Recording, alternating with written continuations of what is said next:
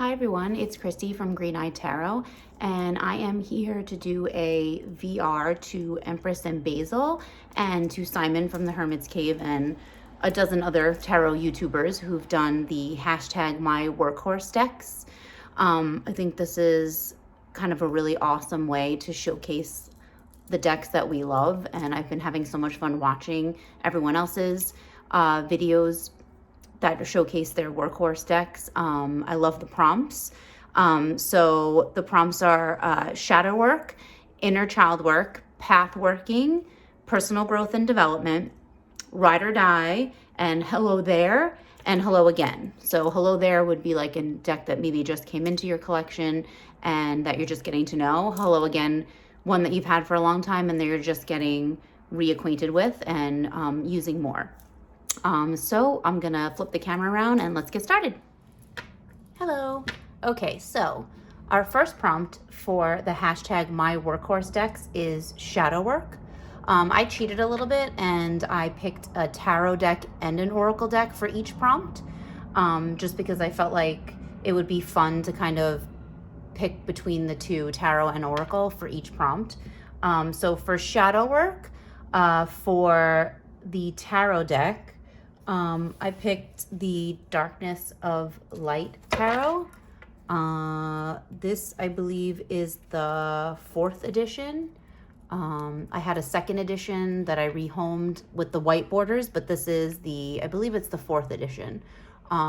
So this is just classic deck, and really, to me, epitomizes like shadow work. Just the shadow and the light, like hence the Darkness of Light, is just amazing. It's just an amazing deck. Just completely, like I said, perfect for shadow work. Just the use of the gray scale it just really just evokes that shadow. The images are really evocative. They just really make you think. And, when doing shadow work, it can be really confronting, for some people. I think that's the point of shadow work, is to try to figure out, what's going on inside and things from your past, things that you may be holding on to. So it's definitely, something that can be triggering for people, but I feel like is so important to do. It's such an important thing to have as part of your practice. It's just going to help you grow, going forward. And I feel like this deck is amazing for that. I feel like it represents that light and shadow perfectly. Like I said, the name itself, Darkness of Light, just kind of that understanding that, with all light, there is a darkness, and with all darkness, there is light. Like that yin and yang energy, that balance. And I feel like this sort of captures it perfectly. I love this Hermit card. I love how his back is to us. Like, I just love that. I feel like it's an amazing depiction. He's looking at the light, but his back is towards us. So we don't really know, what he's thinking about, what he's searching for. And I feel like that's kind of like the essence of shadow work. So yeah, Darkness of Light, definitely classic for shadow work. I use this all the time for that. And it's just wonderful. So for the oracle for shadow work, I feel like another classic. I took the Oracle of Echoes by Anatorian.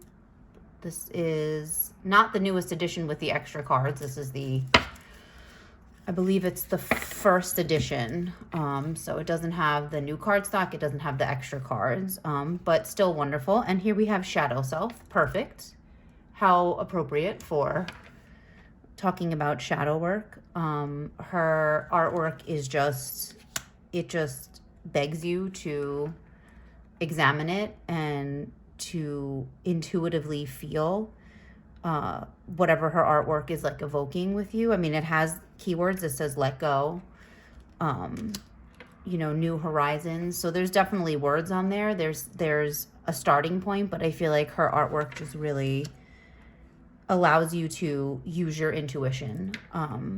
And when you pull cards, you get the message, and you figure out how it relates to the things that you're working on for yourself.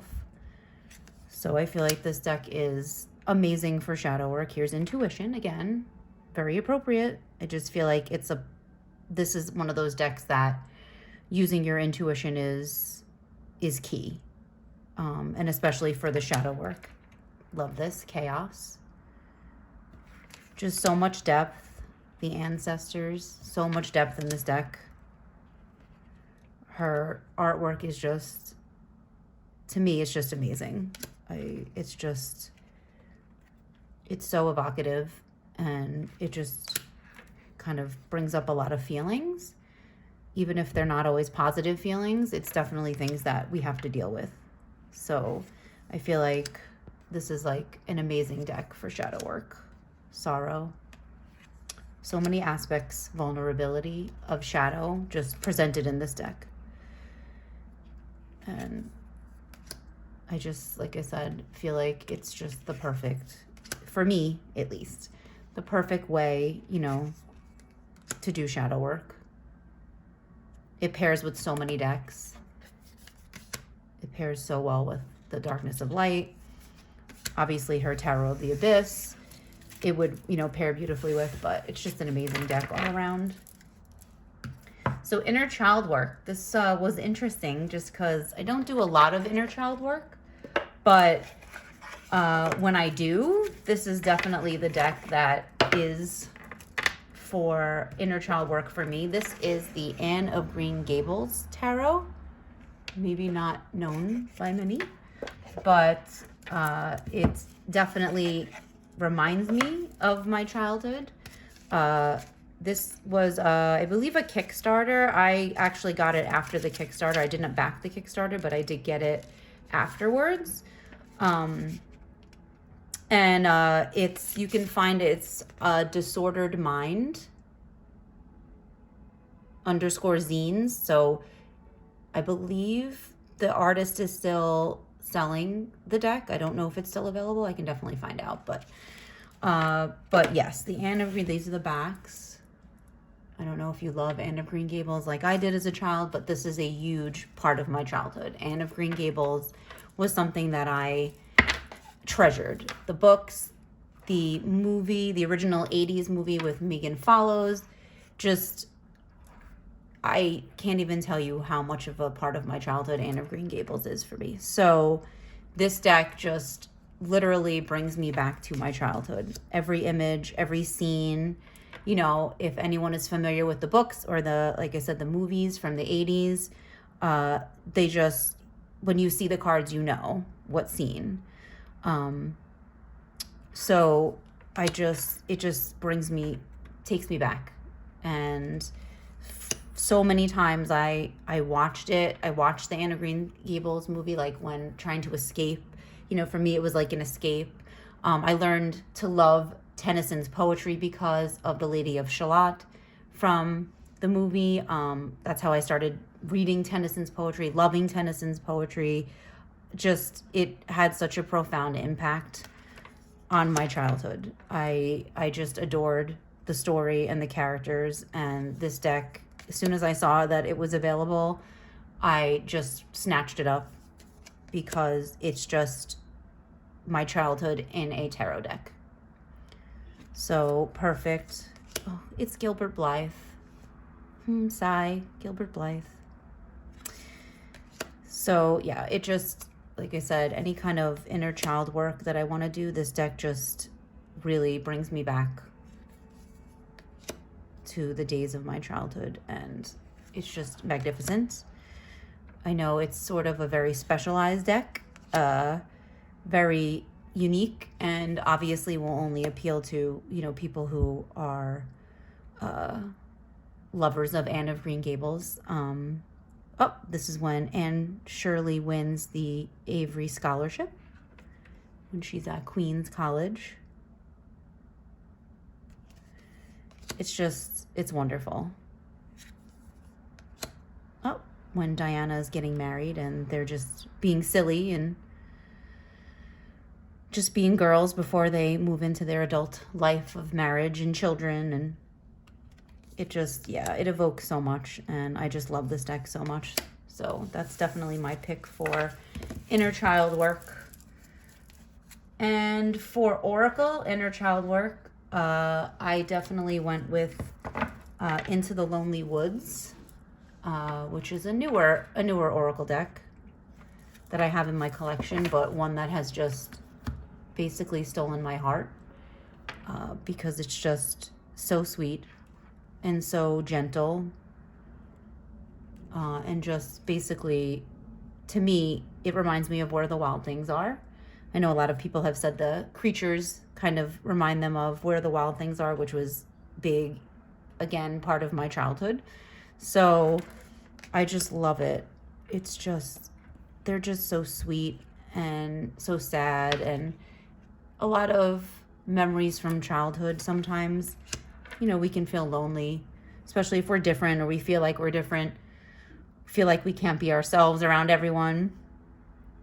So I feel like there's times of solitude and loneliness that everyone goes through, and I feel like sometimes throughout childhood that can be especially poignant because of just different situations. And so this deck just really kind of makes me want to curl into myself and just cuddle with my stuffed animals and make a blanket fort and just go in and never come out. So that's kind of this feeling this deck gives me.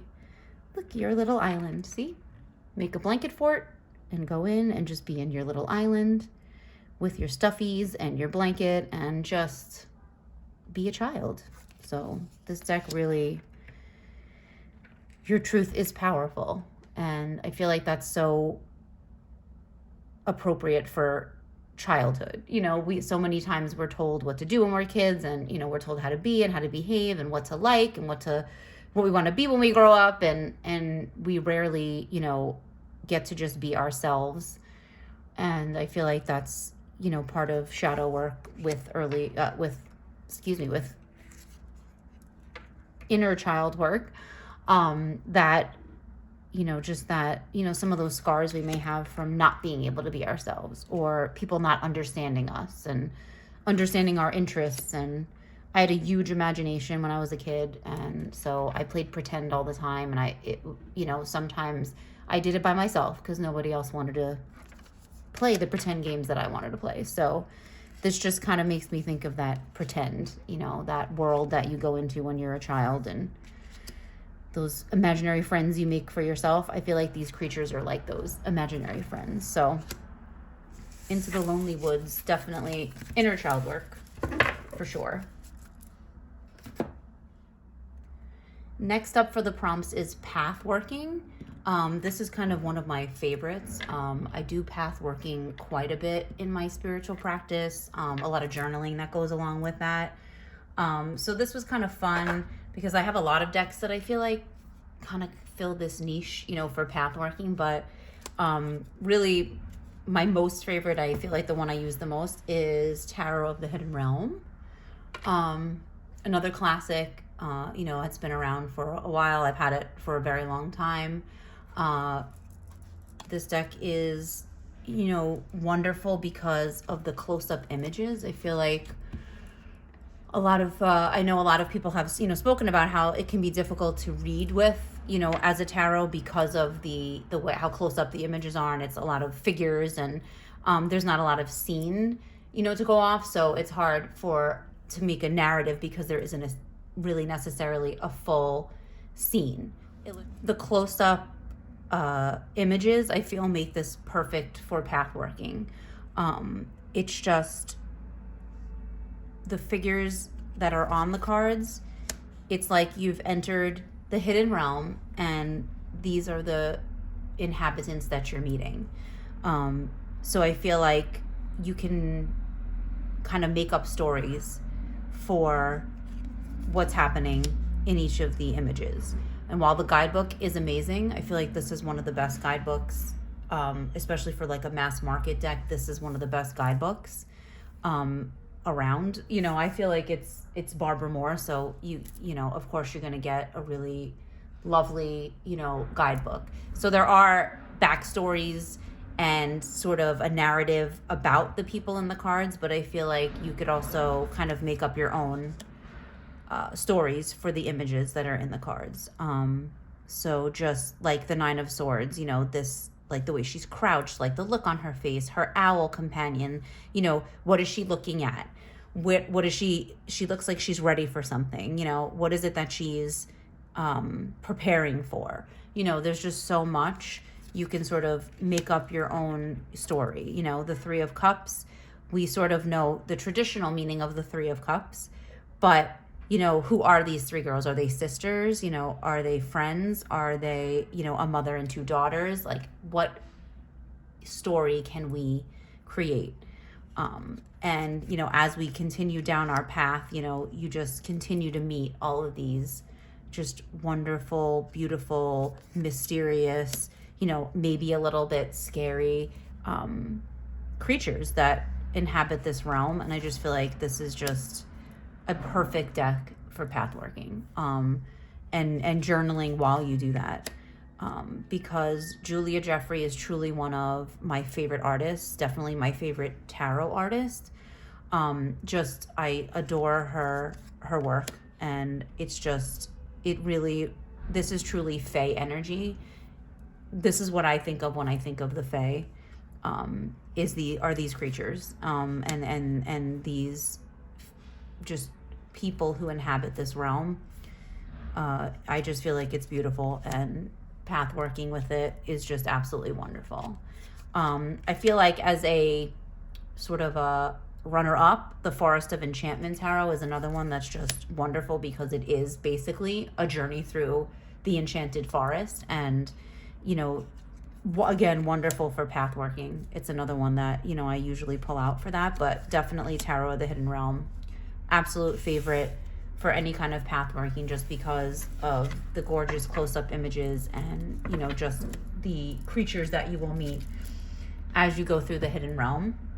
For Oracle for pathworking, this is another kind of a difficult one, because I feel like I have a few that could kind of fill this little niche, but I love the Raven's Wand Oracle for pathworking. This is actually based on a book series, which I have not read. I feel like you don't need to in order to use this. I don't think you need to read the books. I feel like it works very well. I think it would be lovely to read them and just sort of have that background, but you definitely don't have to. These are the backs, which I feel like are some of my favorite backs on Oracle cards ever. They're just definitely right there up my alley. They're dragons and leaves and just gorgeous, like this Celtic design. Beautiful. But it is a wonderful deck for pathworking. Again, characters. When I think of pathworking, I just think of that, like characters and who you're going to meet and the situations you're going to come upon. So, you know, again, the figures that are in the card, you know, what is she thinking about? What is she contemplating? You know, who is she in this world? You know, and again, what is happening with her? What can she teach you? Pathworking, a lot about, you know, using these guides that you're meeting along your path, and what can they teach you? So their backstory is really important. So, you know, I just feel like this is beautifully done. The standing stones, you get this like skull sort of that's on fire, and then this other face that's sort of like, looks like they're screaming. And it says destroying angels. So is she, you know, avenging someone? You know, is she, you know, seeking vengeance for something that she's lost? You know, is she evil? Is she an evil character in this story? You know, again, it just allows you to really sort of enter the deck and enter this world. And I just love the images in this deck. The artwork is, like I said, gorgeous. I have not read the books. You know, I would imagine reading them would probably be, you know, just even add to the enjoyment with this deck. But I do love this deck for pathworking, and just in general, it's, you know, it's gorgeous. I love this, you know, this tiger figure. Like, so he's a character, obviously, you know, with his cat, and he just kind of looks very sad and like kind of like he's giving up, but why, you know, and what is it that he can teach us? So yeah, Changing Faces, another just gorgeous, you know, gorgeous images, and just the characters again, those people, those creatures, those places, you know, that, you know, you're going to journey through and with, and what are you going to learn from them? So I just think this one's wonderful for that. This fox, love it. And I don't usually like anthropomorphic type decks, so this like really surprised me when I just loved it. It's like a storybook. They're like storybook characters, and I do quite enjoy it. So that's the Raven's Wand Oracle by Stephen Hutton. He's the author of the books, and I believe the books are still available. And this deck is mass market, so it's pretty readily available, I believe, still, but it is. It's wonderful. So the next prompt is personal growth and development. I just have a tarot for this prompt. So for personal growth and development, I have the Lonely Dreamer Tarot, which is just gorgeous. I don't know how else to describe this. It is a beautiful, it's just beautiful. It's just a beautiful deck. And definitely not your traditional like RWS system, so might not be the best for, you know, beginners who are just learning how to read tarot. This is the second edition. This is based on the artwork of Odilon Redon, who was an artist. And like the backstory is actually really interesting on the artist. If you know, want to get this deck, or, you know, if you want to just like kind of read up on his life, it was rather sad. You know, he's had a very lonely childhood. And he kind of turned to art, you know, as a way to express himself and to not feel so lonely.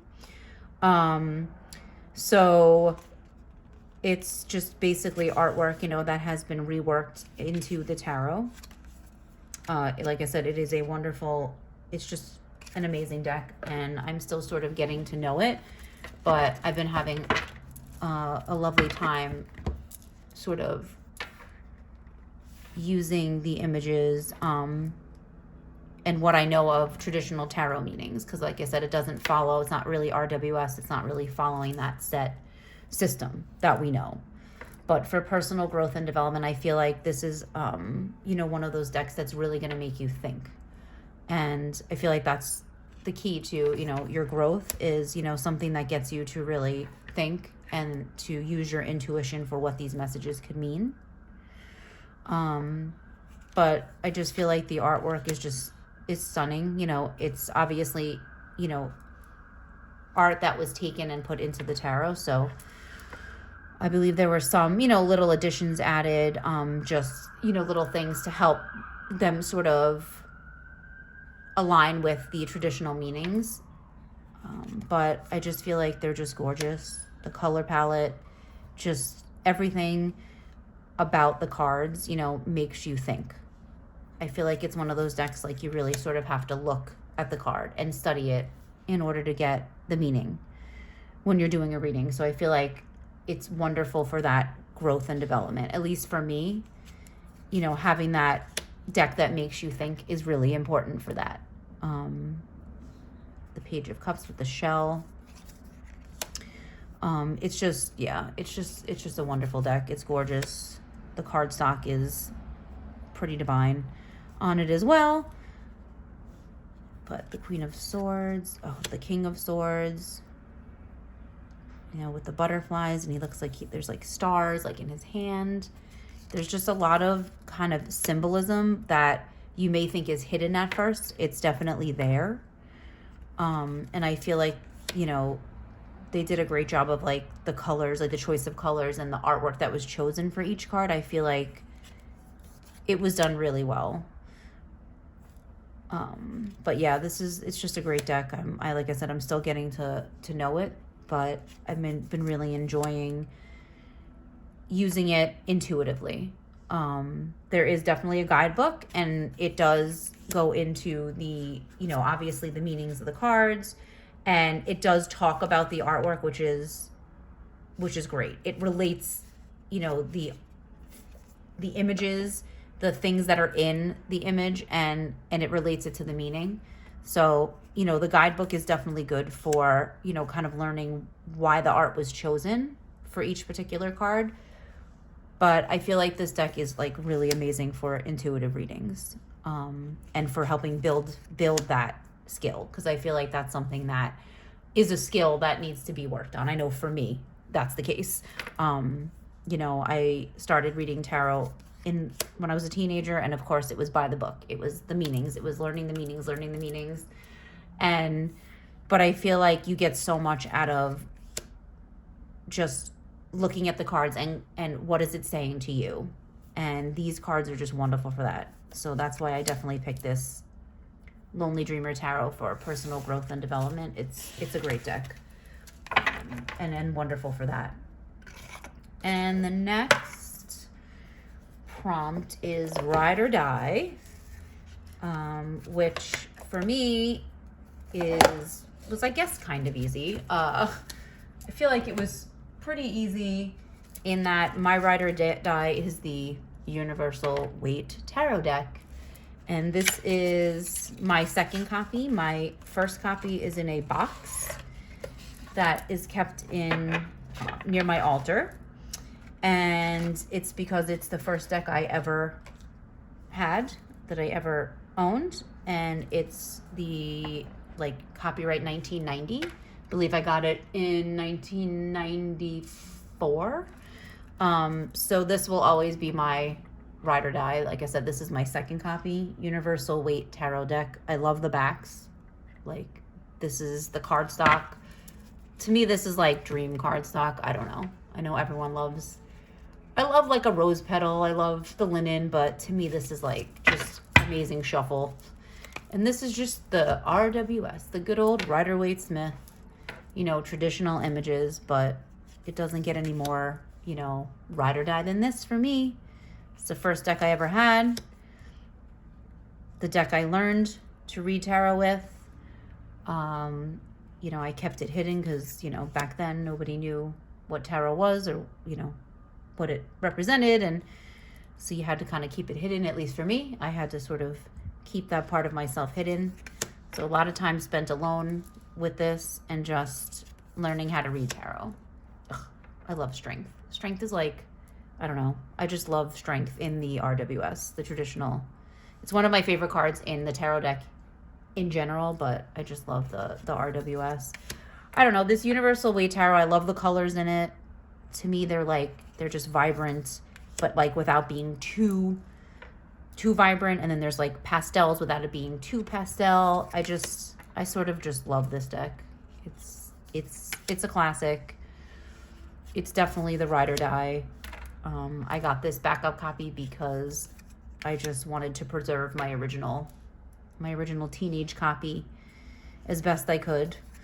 So yeah, Universal Weight Tarot. It's the classic. It always will be. When I want to refresh my tarot practice, when I want to go back to studying, this is the deck I pull out because it's just always going to be that for me. So pretty traditional, probably not surprising. And let's see, Ride or Die Oracle is definitely this oracle. I wonder if anyone can guess what it is. Probably not from the bag, this cute bag with all the besoms, the brooms on it. So cute. But this is the Roots and Wings Oracle. This is the ultimate oracle deck in my opinion. This is it. If I didn't really have to have any oracle, if this is the only one I could have, it would definitely be this one. Kat Riles is the artist. It's just gorgeous. I feel like people are pretty familiar with this deck. But yeah, this is just everything an oracle should be in my mind. So this is my Ride or Die. It pairs beautifully with so many tarot decks.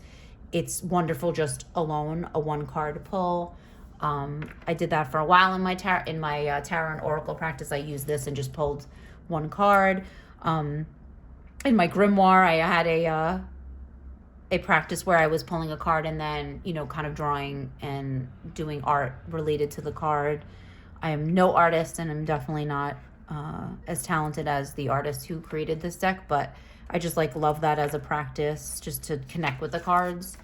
But yeah, it's just gorgeous. It's got this beautiful color palette.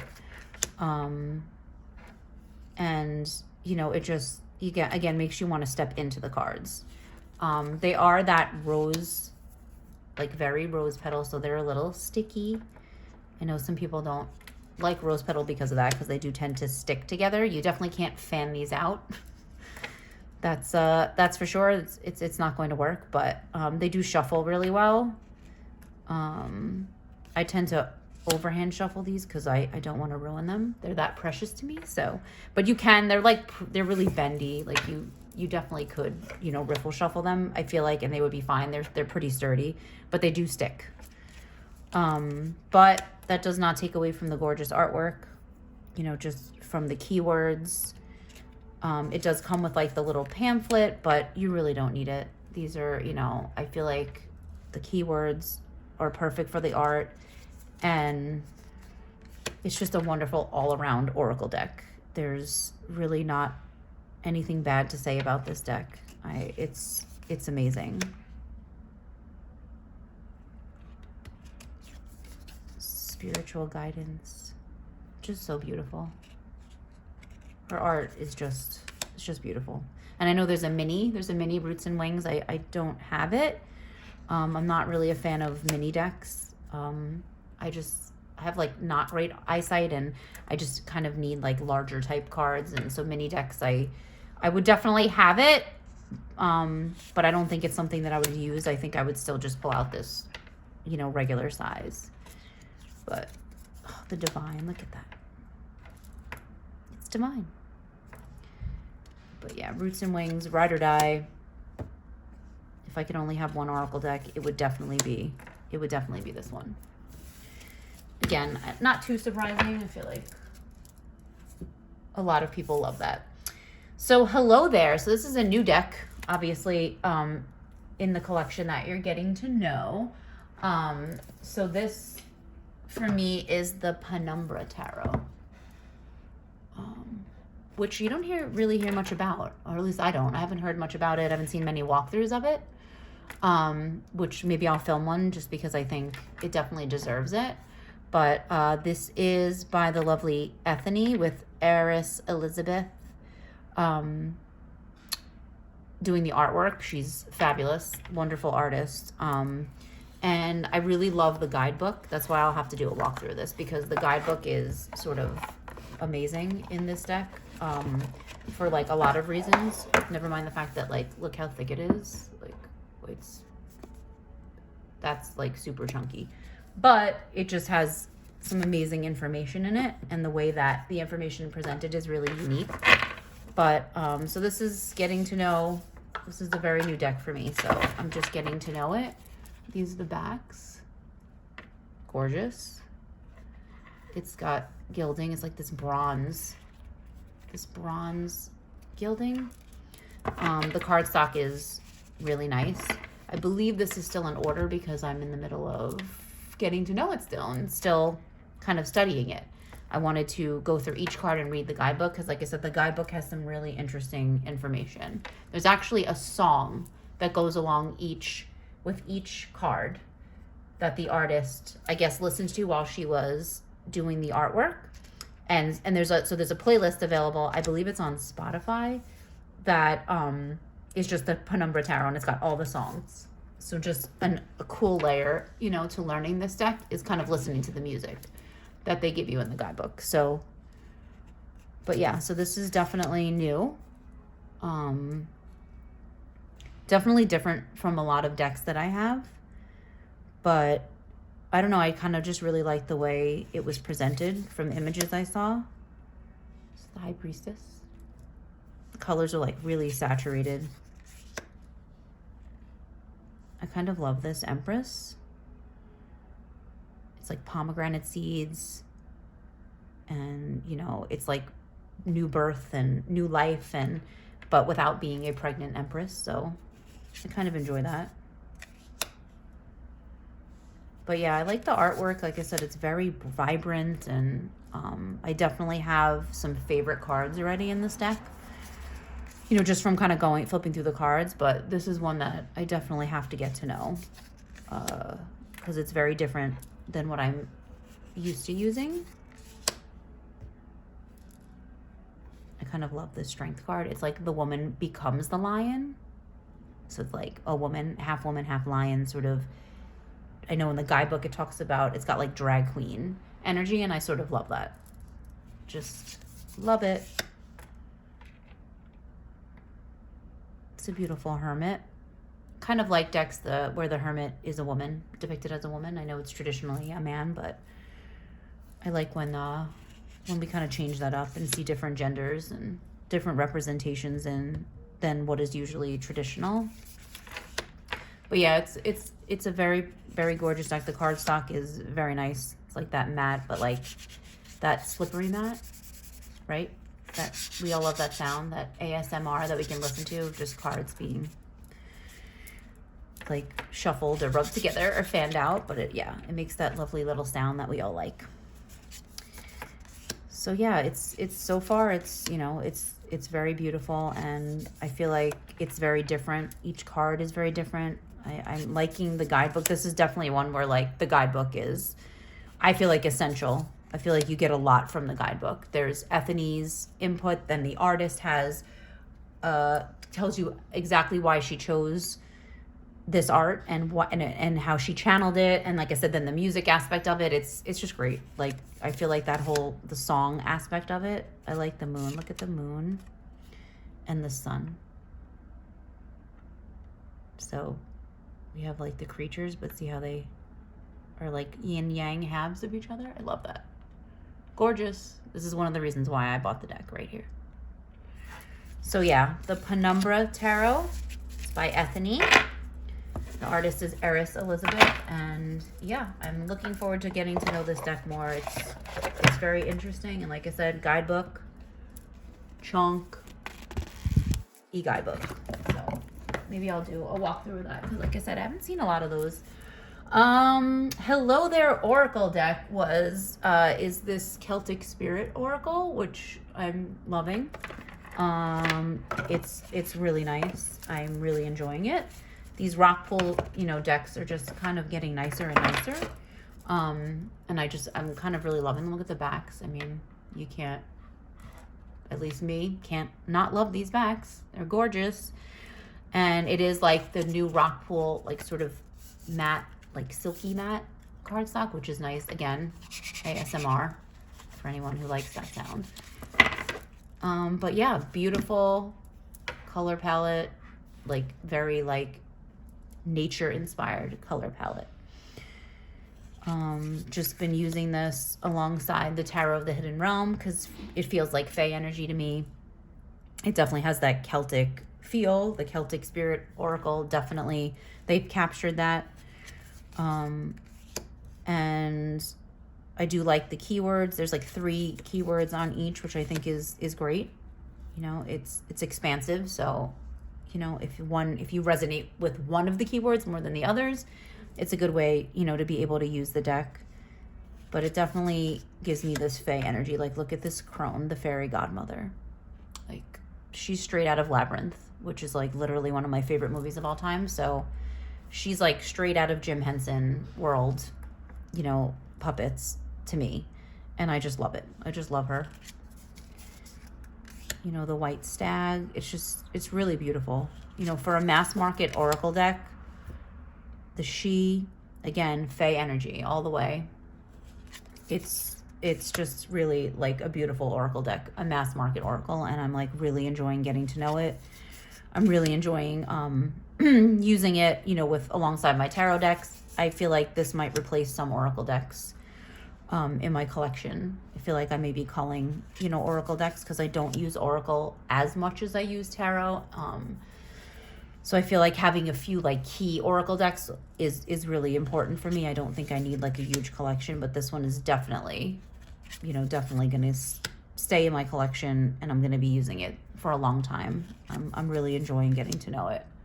So that's the Celtic Spirit Oracle by Nicola McIntosh. It's a rock pool deck, mass market, readily available.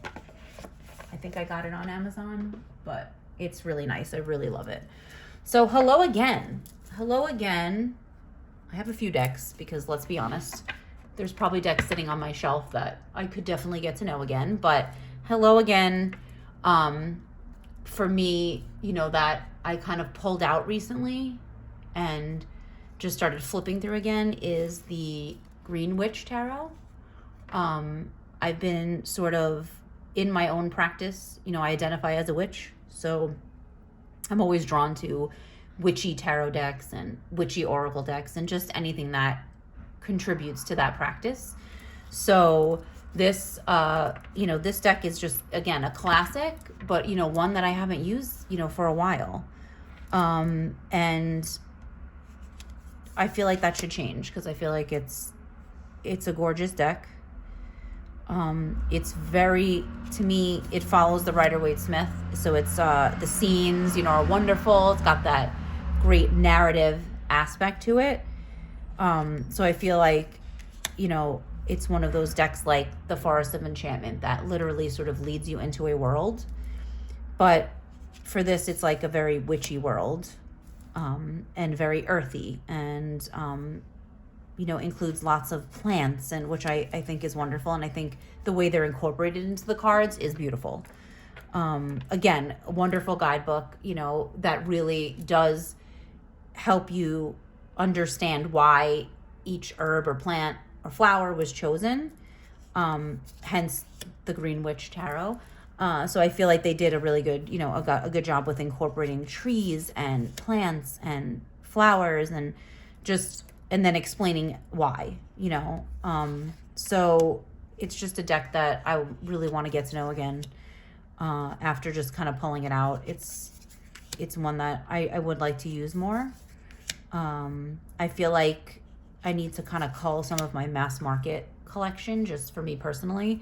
And this is one that I feel I definitely will hold on to because it speaks to me on that witchy level, for me personally in my spiritual practice. It incorporates things that are important to me. So I feel like the Green Witch Tarot, this is one that I definitely, have pulled out, and I'm like, oh, I really like this deck. Like, I don't know why I don't use it more. And I've had it for a long time, so I don't know if that's it, if new things are just kind of taking up more of my time and energy. But the witch, I mean, it's pretty classic, just witchy scene, with all of her tools. And I love that, like, she's the magician in this deck, because it's usually a male, which is fine. We know that, that's just typical for that energy, but I just love that, the magician is the witch in this deck. And, she's powerful and she's using her tools, and, she's trusting in her own magic and her own abilities. And I think it's wonderful. So I'm looking forward to getting to know the Green Witch Tarot again. And let's see. So for Hello Again Oracle, I'm going with the classic Earthly Souls and Spirits deck. Classic deck. This is, I believe, from Make Playing Cards. I know it's going mass market, but I'm happy that I have this Make Playing Cards copy. It's got like the really like slippery like cards. I love this because this it fans out beautifully and it shuffles beautifully, and I kind of like it, kind of dig it. I know it's like a little slippery, but as you can see, it slides, but I like it. But this deck, again, my witchy self, my witchiness, just loves this deck so much. I usually do tend to pull it out in the fall more, and I feel like that does a disservice because it can be used all year round.